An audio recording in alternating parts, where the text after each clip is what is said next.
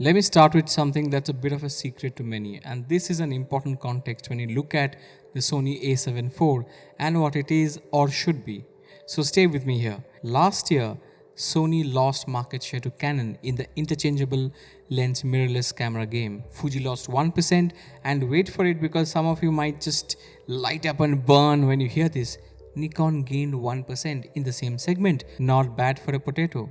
Sony still leads the segment at 36%, but it lost 6 percentage points from last year's, the year before's 42%. But why did Sony lose? To who? Well, in that same period, Canon picked up 9% extra market share and now they're at 33%, up from 24% in 2019. Look, all said and done, the Sony a7S III is a better video camera than the R5. The a7S III is a staple for content creators today, but the R5 is a photo beast. The R6, however, was a nice trick by Canon. It compromised on megapixels with only 20 of them, but it packed in great autofocus with a lot of video power and that flip out screen too. Only other camera that does things as well as the R6 is not a full frame camera, but the APS-C king, the Fuji X-T4. But the Fuji still doesn't do internal 422 color. Sony's A7C is a cool little thing, but not really match for the R6 in video, nor for the Z6 II, Nikon Z6 II in photo. There's a gap in the Sony lineup right now, and that's hurting Sony.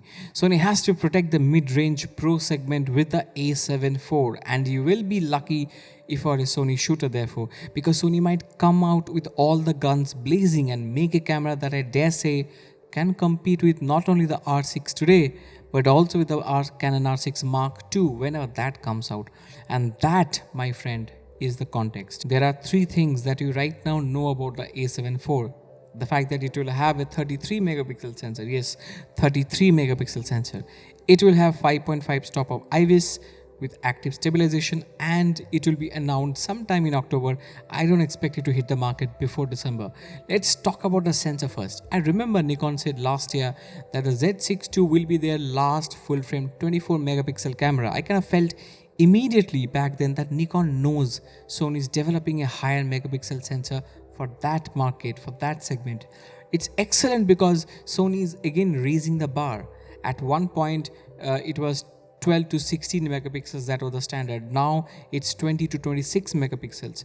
The Sony a7 IV will raise the bar to 30 to 35 megapixel sensors for this segment between 1800 to 2500 US dollars price point. From what you know so far, it could be the IMX 554, which is a stacked sensor. If that's true, then you already know how Sony can beat Canon. No jello effect, high burst mode in electronic shutter, and possibly flash compatibility with silent shutter.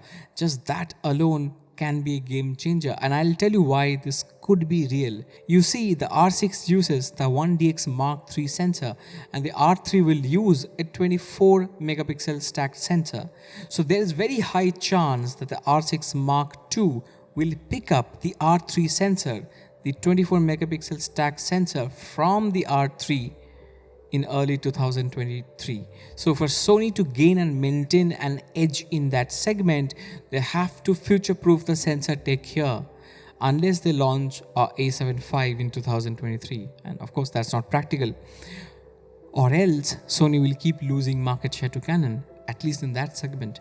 And guess what, guys? Apparently, Sony's goal is to, and I quote, to really fight back with Canon. Expect it to be more than an updated Sony a7 III. What else? Some rumors say that the camera will have 4K 60 with 10-bit photo too, but not 4K 120p, because that would mean they'll not be able to protect the Sony a7S III. I agree with that, but I think it's logical for Sony to offer 6K 30 here and also 1080 to 40. That is if everything is 10-bit 422. I think there is another and a smarter way. What if the a7 IV doesn't have 10-bit 422 and instead they offer 10-bit 420? Think about it. They've done it with the A1. The 8K doesn't have 420, right? And no one complains about it because you can do a lot with 420 internal, and for everything else there is of course the Ninja 5. If Sony goes that way, then we can have 1080 to 40p 4K 90 or 120p, and 6K 30, all in 10-bit 420, not 422, right?